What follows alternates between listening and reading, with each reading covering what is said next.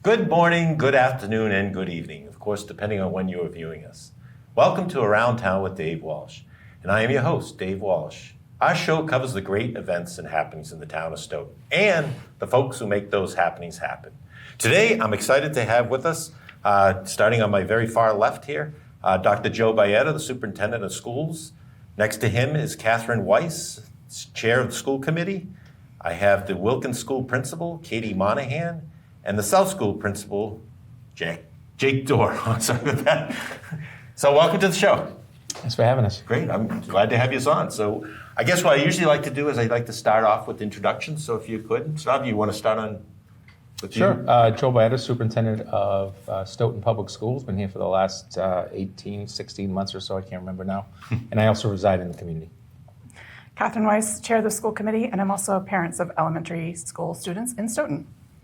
Katie Monahan, I'm the principal of the Wilkins Elementary School. I've been at that school for just shy of 20 years, and I also live in town. Great. Yeah, Jake Dore, principal at the South Elementary School. This is my fourth year there. Okay, and I think I remember you giving us a tour of the South School, which Yep. if you haven't seen it, I would suggest watching and give you a good vision of what the South School looks like currently. So I'd like to get an education on the education plan. So I know you guys have been working on an education plan. If you could just give us an idea of where we stand and what the education plan looks like. Sure. So Mr. Dore and I, we have written what we call the educational plan. So that serves as a blueprint, so to speak, of what we would consider optimal elementary education for the town of Stoughton. And when we did this, we sought out input from many different people within the community and within the school district, teachers and students, and we gathered their vision, so to speak. And from all of that information, we were able to put together what the key points of education should be like, and that then transferred into what the design of the building would be. Okay, so this was input into the plan for the correct, building. Okay. correct, yeah. Very good. Yeah, so they actually physically took this plan when they designed the actual blueprints for the building itself. It's based off of the needs of the building, based off of all the stakeholder information. So that was actually a requirement for this to be done before they did any real work on the designs themselves. Okay, and MSBA wants that kind of thing, right, to understand what the school should Yeah, look like. it's required, Dave, it's required as part of the process. okay. It's one of the first steps is to have an educational plan. It's actually then vetted. They go through it line by line by line, really taking a look at, did you think about a building that's going to be around for the next 50 years and been able to support education, in this particular case, within a K-5 school of up to 600 students.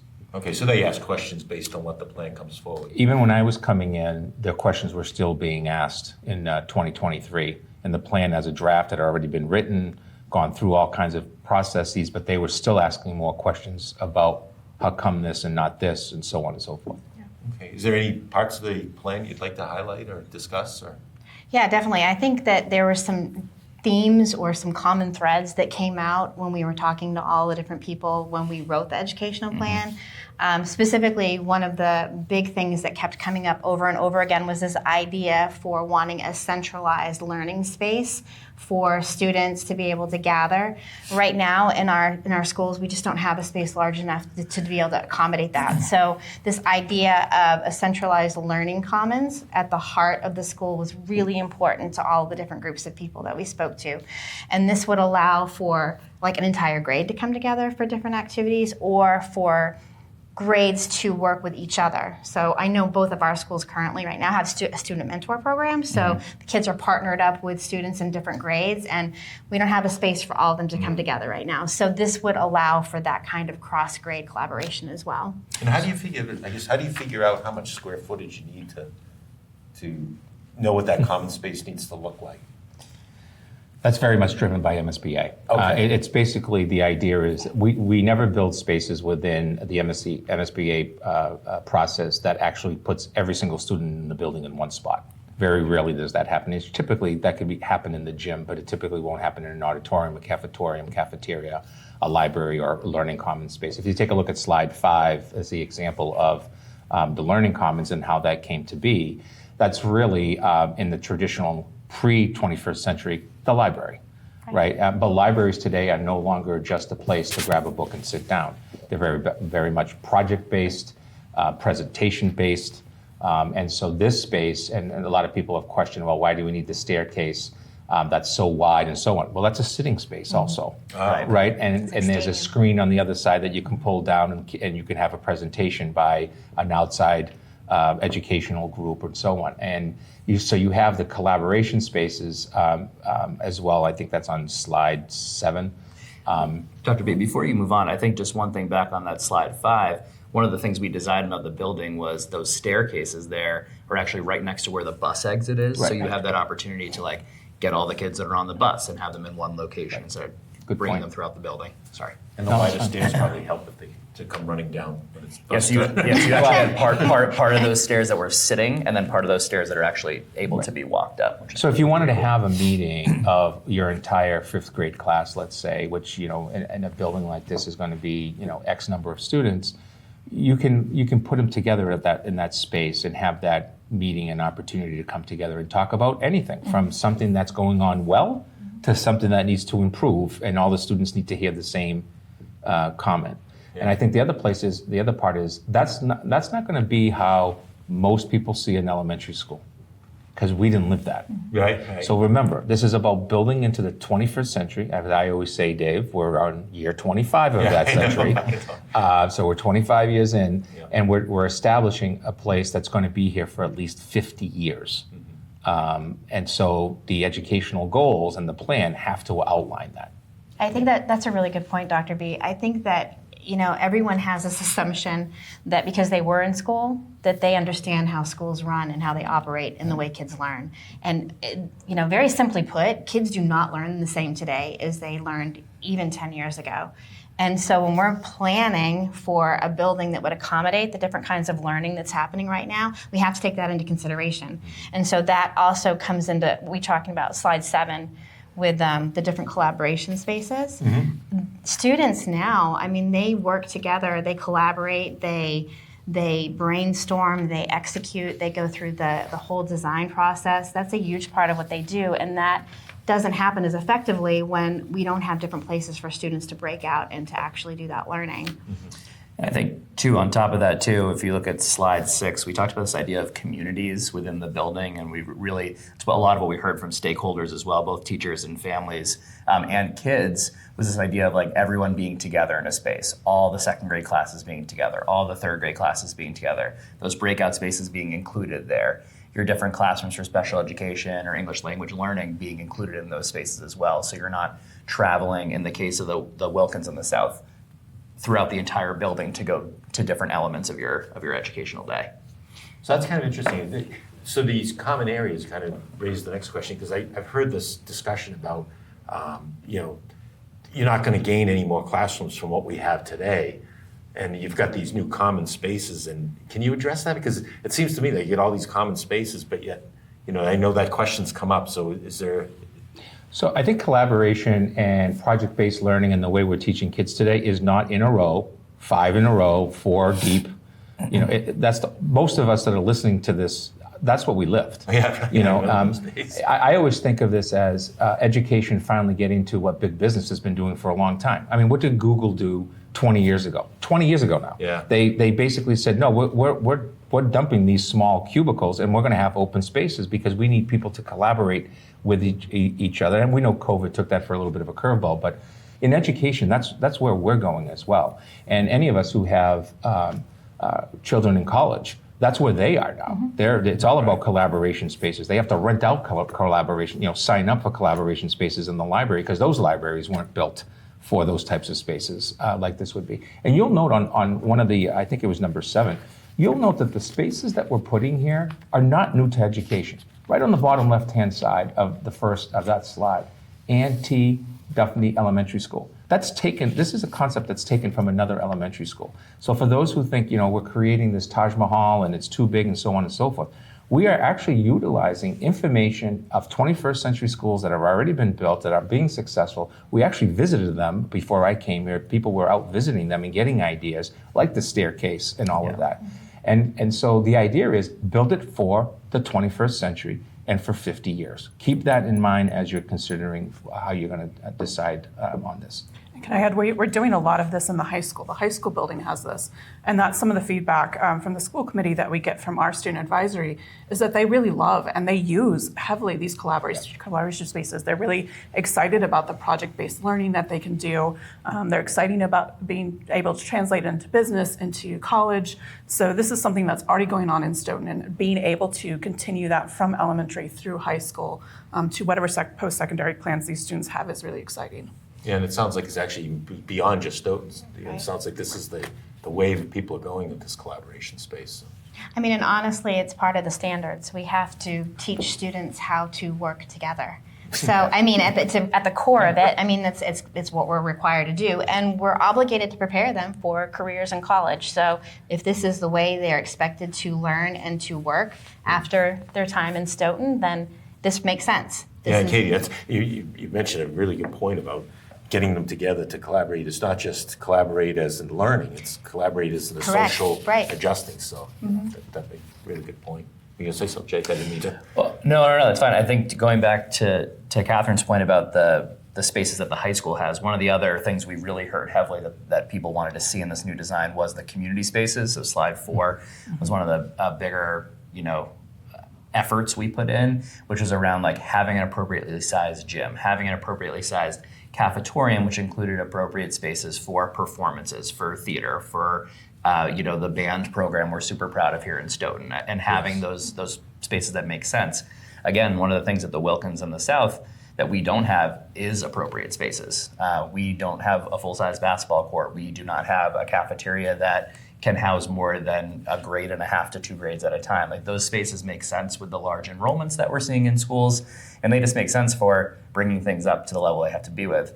The other piece was having them available to the community. Right now, no one wants to take the Wilkins for the weekend or the South at a night event outside of our own buildings because they're not usable. Yeah. They're not usable for space. They're not usable for the town or other organizations. Yeah, and there's nothing on the south side of town right now to offer for the community to use. Right. So this would be a fantastic opportunity to have something there so that the building could be utilized outside of the school hours of the week. Yeah. So. Yeah, I'm gonna have to ask the question about lunchroom because that was I was looking for the samples of lunches in the lunchroom.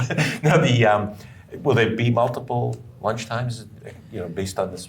Sure. Absolutely, definitely. There still would have to be multiple lunchrooms, but you're talking about the potential of moving from 3, maybe even 4 lunch sittings during the day to more like 2.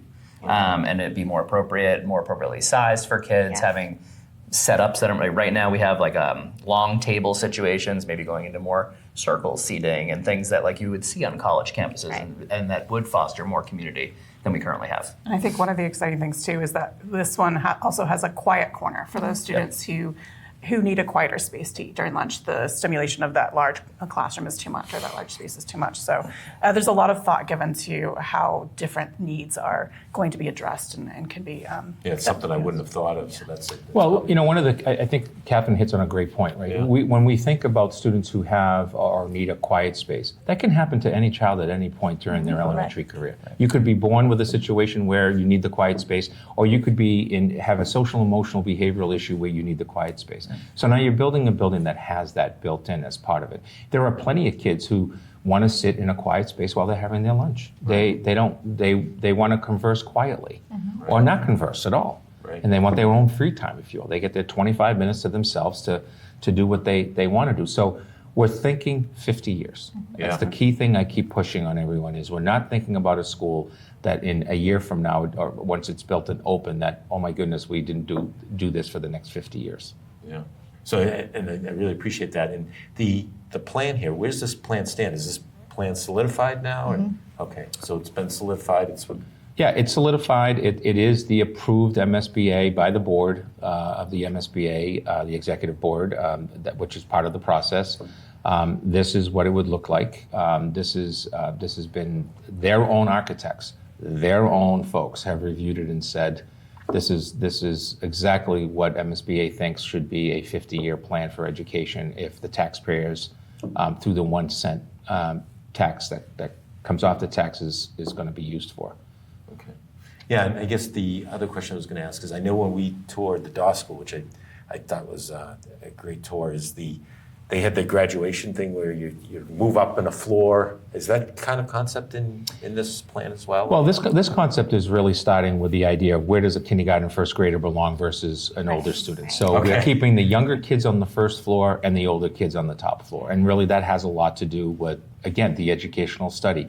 We don't want kindergartners on a lot of stairs. Yeah. Right? It's just, Yeah. it's cumbersome. just one K-1 first floor. We actually have our own entranceway for kindergarten as part of this proposal for the drop off and pickup. Because we really want to make sure that, they're, especially early on in September when they're starting school really for the first time, making sure that they get accustomed to feeling that sense of community that, right, they're going to be with all kindergartners. And across the hall on the other pod are the first graders. So now you're a kindergarten, teachers can be talking about how it is to go to first grade. And then from first grade, you graduate to the second floor, and then third, and then fourth and fifth. So it is an opportunity, and that's also where the spaces are there for the next the type of learning with STEM learning and so on and so forth, right? So the idea is that students are feeling like they're, if you will, going up to the next level, and then over to OMS at some point. Right. And I remember that being big as a kid. I can remember we were on one wing and then you graduated to the next wing. I mean, that was a big deal. Like looking forward to that ascension. Yeah. So when the principal brought that up, I'm like, yeah, I remember that feeling, so that's great. So I guess, is this plan available for, I guess? Yeah, it's on if you go to the stoughtonschools.org, and right in the middle, three in is elementary school project. If you click on there, you scroll down, everything to do with the project is on there. Timelines, votes, presentations, why this model. There's actually a very descriptive report from MSBA. I actually just read it this morning on, we looked at, the building committee looked at 11 options, then 10 became the actual to choose from, and then this was the model that was finally selected. So it was vetted. I know there's a lot of debates around that around town. It's been vetted. MSBA received those reports and that information and agreed that going with a consolidated school, if you will, because they see the options of the preschool from the Jones to the Wilkins. They see the option of not having to come to Stoughton and build a $113 million next elementary school, or even a $60 million. Our next major project after this with elementary schools would be renovations, additions, as you know from the visit at the Dore, the Gibbons and the Hanson that are solid. The Wilkins, that really is its heating system and electrification are the only thing that are remaining there. And the Jones needs to be torn down. There's no viability to that building over the next 20 years whatsoever. We're down to one boiler there, by the way. So our next major project, as everybody knows, is OMS. Right. So you're going back to the vetting process, right, when you were trying to reduce the number of options. So is that between MSBA and the building committee? Yeah. So it's kind of like a negotiation. I guess if you could just explain, because that has come up a number of times. So basically what it comes down to, that 1 penny on the tax that goes to MSBA by law is not valued as much as it used to be, because the cost of labor and the cost of doing business has gone up. So if that organization has $1 billion for the year, that's what they have to be able to disperse to, on average, 30, 40, 50 projects that come in or more, and they review and take a look at how much is it going to cost. And that's why they're so conservative on their estimates around square footage, number of enrollment, and all of that. So we went through that process, and to be quite honest, what came up was long-term Stoughton consolidating two sites of town, redistricting makes a lot of financial sense, not only for the town, but for MSBA. It's one less elementary project they have to pay for down the road. Right. So when I hear things like, well, we could build a neighborhood school for this really interesting number that is tossed out there that has no facts to it, and then what happens next? Because if it's not going to be a preschool, then as an elementary school, it needs to be looked at differently. There needs to be upgrades that are made for the purposes of elementary that are different from preschool. And so eliminating one building in total, right? Literally the Old South comes down, the Jones comes down. We don't have as many buildings to take care of, which is going to have an operational positive. And then long term, the taxpayers are looking at another one building that has a major need, which is OMS. But you shouldn't be looking at new elementary schools in Stoughton over the next 50 years. Yeah, I think if I recall correctly, that OMS thing that has been thrown out there, My understanding is that's not going to be until the high school's paid off. Is that Well, still? I think that's a discussion to be made around the proper time. The idea of that discussion is that we shouldn't do it because it can't be afforded. The question is, what can we afford between now and doing that? Because that building has, between now and let's say 2032, 2033 in that ballpark, you've got millions of dollars of stuff that you have to do to that building just to keep it open. Is MSBA, they're probably getting ahead of ourselves, but is MSBA an option to support anything on that? No, because they're not going to do, if they know that the building is, and it's a graded building, it's a low grade building in terms of what they give it for a grade, they're not going to put accelerated repair money into it, knowing that 5 years down the road, you're going to be asking for X number of dollars. Place it. And that's what's happened with the South, is that it was a low-grade building. We haven't been able to put millions of accelerated repairs. And also, that would have triggered the ADA compliance and all the codes, which is why we've been trying to get this building taken care of for so long. Which is going to be the problem at OMS, is the valuation of the building assessed at the 1/3 value. The moment you hit more than the 1/3 assessed value, you have to comply with the upgrades in ADA, fire code, and so on and so forth. So we're only going to be able to do certain things to that building to keep it open until, quote, the next more viable timeline is for a new project. Gotcha. And I guess if you could, as we're winding on time, can you address the whole square footage of the classroom? Because I want to go back to that question. I've heard that come up, and if you can explain, just to clarify that. Yeah, I can start. I mean, the one big value add that we have here is that every classroom that is gained at this new building will be bigger than the current ones at the South and the Wilkins. Okay, so you can't compare classroom to classroom. Have to. I mean, right now, the Wilkins in the South have different size classrooms, and the Dore and the Gibbons in the South have different size classrooms. Like you were at the Dore, you saw they're pretty big. Yes. Versus you walking through the South, they're relatively small and there's no sheets. There's water coming. Right. Yeah. So the sheet was the one that got me the most. Yes. Yeah. We're making do with what we got in the South. So. So all of those have to comply to the MSBA number. So it is a bigger classroom in general. Which they provide you. Yeah, correct. Yes, it's not something that we model. ask for. They tell us what they will give us. How big the classroom has to be. based on the plan. Right. So based off of what they require. So we say we need X number of classrooms, and they say, okay, well they're this square footage, and that's how that is determined. Right. Okay, great. And I mean, I think too, right now, if you can go, what slide is that, 6, where we can see the map of the communities. Like every wing, there's a spot for 6 classrooms. In addition to that, there is a spot for a specialized classroom, whether that be for special education services or English language education. That is all in addition to what our buildings currently have. Right now, my special ed kids are learning in closets because I don't have any more classrooms. Or a divided classroom. I mean, so it's accounting for all of those different learning spaces that right now we don't have in our buildings. And I think additionally what we've talked about is we've converted over the years what used to be classrooms.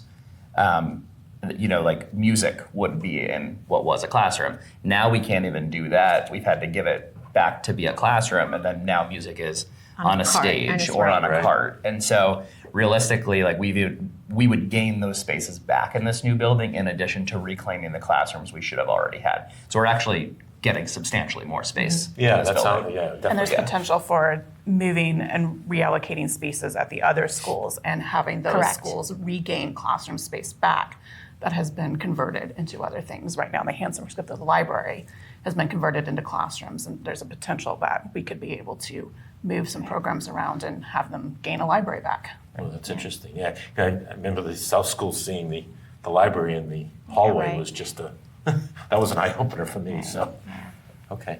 Any other things? I wanted to touch base on Sure. slide 9, which is the safety. As part of the community concept of this building, you'll take a look on the right side. You'll see the gymnasium, cafetorium, if you will. And so we have double entry vestibules throughout, reinforced glass. The alarm system, of course, will be 21st century, the best available to us. And then the automatic locking mechanisms, and that's throughout the entire facility.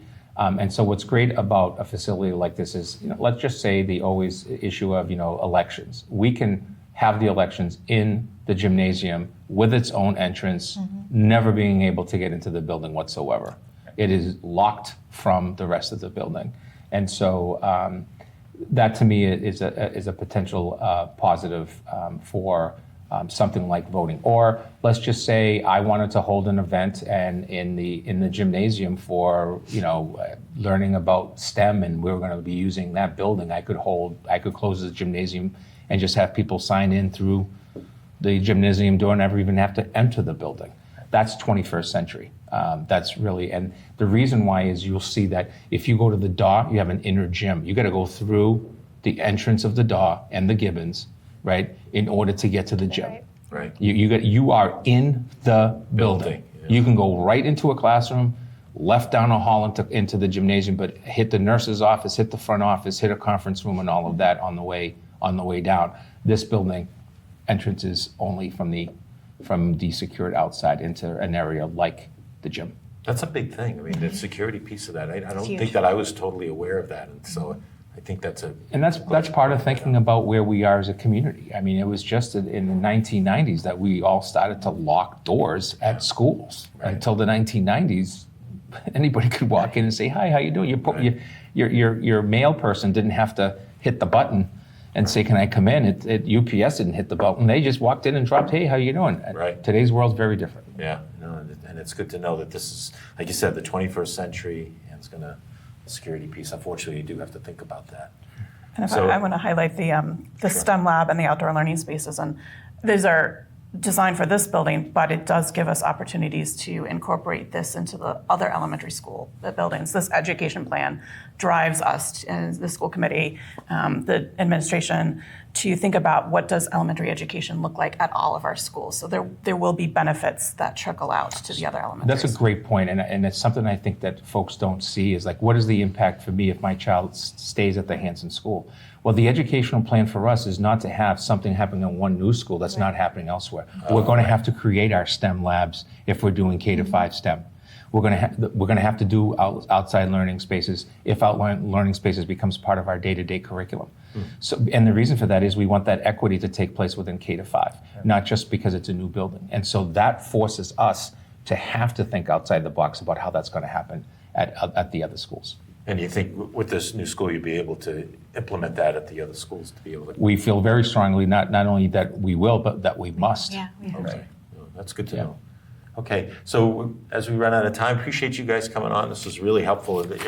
I've learned a bit about it, and hopefully our viewers have got a better understanding of the education plan and the plan for the new elementary school.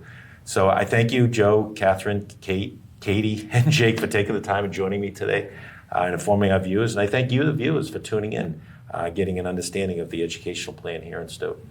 I'd also like to thank Anya, Lou, Caroline, Amber, and Chris for doing all the behind-the-scenes efforts they do to make this show happen. So this is Dave Walsh, wishing you all a great day. Until next time, see you around town.